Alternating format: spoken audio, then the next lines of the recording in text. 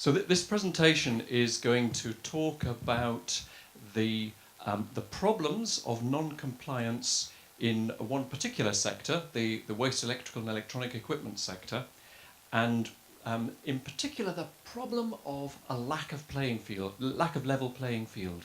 What we all crave as businesses is a level playing field, and if we can get that, we're happy, and competition is fair and competition works. But in the absence of that, we have real problems, and that's what I think we have at the moment, an absence of a level playing field. And so we're going to talk about the large and growing scale of non-compliance with the waste electrical equipment recycling requirements. We're going to talk also about some similar findings that were brought in by the OECD. The OECD published a report earlier this year. There's problems those creates. In particular, a brief look at the fulfillment house model. That is the methodology that a number of online marketplaces use to sell products to consumers. And finally, some suggested legislative actions and enforcement actions that might be taken. So let's look first of all at the large scale of free riders. Now this is a small study that Recolite did on our own, and we went on to a well-known online marketplace and searched on LED light bulb. We looked at the first 120 records, and we were able to look to the published register of compliant companies. We're fortunate that in this particular area it's very easy to identify if a company is compliant or not. And of those first 120, 91 were not compliant. 91 out of 120. And of those 91 free riders, 15 were based in the EU, 2 in the US, 74 in China and Hong Kong. And of those 91 free riders, 65 were available for next day delivery. So in other words, there was product being offered for sale on this major marketplace, hi Maria, that was not compliant and yet was already in the country available for next day delivery, sitting in warehouses. 26 were longer day delivery, but also all of those products were multiple packs, large numbers of LED light bulb per order, and also they had large numbers of English language reviews. So imagine the number of times you buy a product online, how many times do you actually bother to write a review? Not that often. So if you see a product with hundreds of English language reviews, think just how many purchases might have been made. Many, many thousands. So that's the study we did just on light bulbs, and then we expanded it, and the We Scheme Forum in the UK looked at a range of different products. And the key area in here is to look at the products along the top. So we've got tablet PCs, power tools, fitness watches, display screens, LED light bulbs, electric hair care, and washing machines and dryers. And look at the red line at the bottom, the proportion of product for each of those different categories, using broadly the same methodology that I just described, was also non-compliant. And it's frighteningly huge. It's frightening. So let's look at that. We've got LED light bulbs in the middle at 76%, 2 to the left, fitness watches, 88%. Power tools, 54%. Electric hair care, 50%. Tablet PCs, 40%. So the smaller products and those that are less costly seem to have a higher level of non-compliance. The more expensive products, like large household appliances, only 8%, and display equipment, televisions, 12%. So a relatively small number there. But that gives you a snapshot of the scale of non-compliance. It's big. It's really, really big. But it's not just us seeing this. The OECD did a study I mentioned and published the report earlier this year.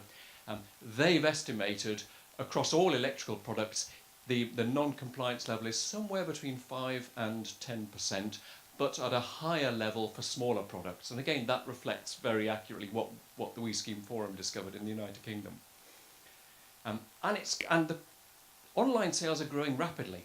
As we all know, consumers are migrating their purchases away from bricks and mortar retailers into online. So if the proportion of online sales, non-compliance is so high, as you increase the level of online sales, inevitably the level of total non-compliance goes up. It's just a mathematical, natural consequence. The OECD did recommend a number of solutions, including making online marketplaces responsible, liable for the product that they sell through their portals. So there's a big scale of non-compliance, and I think that's quite clear. But what are the problems that this creates? In this first sector, the we sector, it undermines the financial sustainability of the recycling systems. Recycling of electrical products is paid for by the producers who put new product on the market. So they all between them share out and pay for the cost of recycling. If only a small proportion of them are paying that cost, then a disproportionate burden falls upon them. And so legitimate operators are put at a competitive disadvantage. And in some sectors, the cost of we is actually quite a big proportion of the total cost, maybe 10 or 20%. So if an online non-compliant operator is able to avoid between 10 and 20% of cost, that's a fantastic business opportunity, isn't it? It's great. You're immediately more competitive than the legitimate companies. And legitimate operators end up paying more because they're paying for all of the recycling of the product that then subsequently arises. And in truth, we've had companies say to us, why should I bother complying? I can see the level of non-compliance through these online marketplaces. Why should I put in the effort and the money to do the right thing? And actually, I can understand that. I have a lot of sympathy with that. When you see the level of non-compliance, it just doesn't seem fair. And of course, it's also damaging high street retailers. And the market is moving from online from the high street to online. That's clear. But if it was a level playing field, it would be less of a problem than a non-level playing field, which means the high street and legitimate operators are being increasingly penalised because they comply. And there is a risk of a vicious spiral. A smaller number of companies are actually paying the right cost. A larger proportion are paying no cost. The number of compliant companies gradually falls. Their costs go up, and it just goes down and down. And ultimately, you've got an unfunded or underfunded waste stream. And sadly, consumers don't understand the problem. They assume they're buying product. They assume it's safe. They assume it complies. That's explaining the exact problem to consumers is quite a challenge. So how does this fulfillment house model work? Here's a possible simple transaction route that might take place. So we've got an exporter based in Guangzhou. They send a bulk shipment to a fulfillment house who've got a warehouse in Lille. In Lille, they then pick, pack and ship according to a customer order and send it to a consumer in Ghent. There's a huge volume of product goes through this fulfillment house model. So the exporter has shipped product into Lille, but the consumer buys through the online portal and through the warehouse. And the question is, who in that scenario is the importer or the responsible person? Whose job is it to make sure product complies? That's the question. And we've had lawyers look at the fulfillment house contracts operated, and they are very cleverly written. Because you know who the importer is in that scenario? It's actually the exporter in Guangzhou. So the fulfillment house says to the exporter, your duty is to ship product compliant to arrive in my warehouse. My responsibility is to open my warehouse doors, to put it on the shelves, but you still own the product. It's still your product. You keep title to the goods, and you're responsible for doing everything to make sure it gets imported into my warehouse correctly. So the exporter is also the importer. That is a fundamental problem because how easy is it to take legal action against the responsible person if the responsible person is in Guangzhou. And remember back to the numbers of non-compliant product. Over half of it was coming from outside of the EU, and so no matter what effective enforcement network is set up within the EU, it's really hard to take action elsewhere.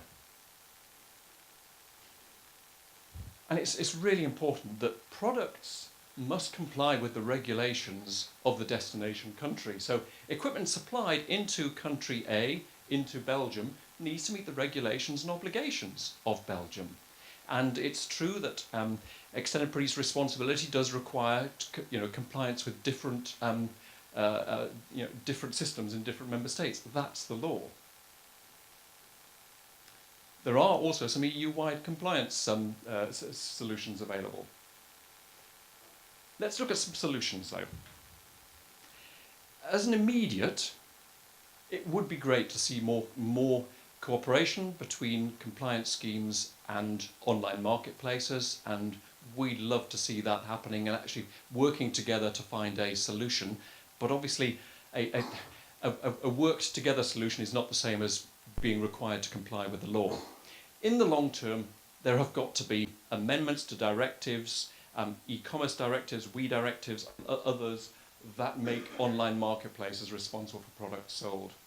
In the short term, it might be possible for the Commission to amend the Blue Guide. At the moment, there are some conflicting statements in there regarding online sales, and actually making it consistent and clear would help in this area.